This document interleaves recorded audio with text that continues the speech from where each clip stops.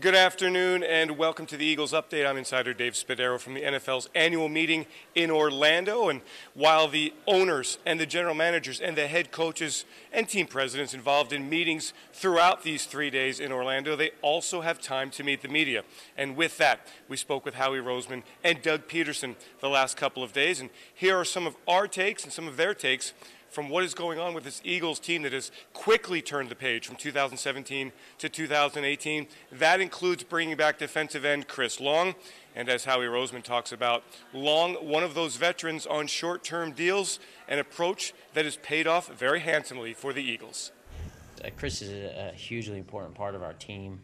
And I think sometimes there's this perception that Chris is a hugely important part of the team because of what he does off the field, which is a big part of Chris Long. He's an unbelievable teammate. But Chris Long is really productive. And when you go back and you watch our games against some of the best teams in football and the NFC, I mean, you look at the Rams game, you look at the Falcons game, you look at the Vikings game, you look at the Super Bowl, the guy is getting consistent pressure on the quarterback. Roseman has crafted a roster that is mostly signed into the 2020s. With that, the Eagles sprinkle in some veterans that they bring in on short-term deals. It has worked beautifully for the Eagles. Well, one, you're still looking for production, you know, and so when we're watching the tape on those guys, we're still looking for guys who are productive, and all three of those guys are extremely productive when you put on the tape. They also obviously have pedigree. I mean, they've won, and that's a big part of what we're trying to do is surround our team with guys who've won and at the same time have this chip on their shoulder to try to win again.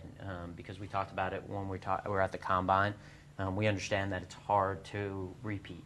You have to add some guys with the same chip on their shoulders that we brought in last year. And we talk about kind of where we are not only at this minute, but what we're trying to do in not only in 2018, but 19 and 20. And so we're not going to shy away from opportunities to get better in 2018. And at the same time, for some of those guys, it was an opportunity to maybe, see what happens after they have another good year.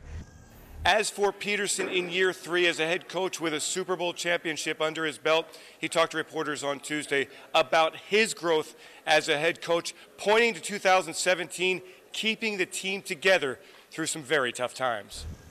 I just think just leading the team through some of the adversity. It kind of goes back to that year one, holding those guys together a little bit when things could have unraveled. Guys are believing in me, I think gives me a lot of confidence, knowing that you got the team right there where you want them, and they'll do anything for you. I think that's part of, being a good leader, understanding that, and feel real comfortable there. And so those are, I think for me, that's probably the most proud, as a coach, to be able to lose the type of players we lost, especially your starting quarterback, and still be able to kind of hold everything together, get your backup quarterback ready to play, and ultimately win a championship. Of course, meeting with the head coach means talking about quarterback Carson Wentz and his recovery from the December 10th knee injury that he suffered.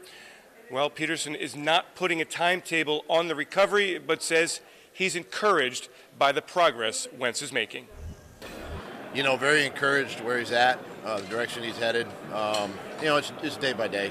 I'm not rushing him by no means. He's working extremely hard, obviously. Trying to get himself ready to go, but really no timetable. I'm not gonna push him out there when maybe if he's not ready. Much like we did with Sydney. I don't want to rush him back. I want to make sure he's 100%.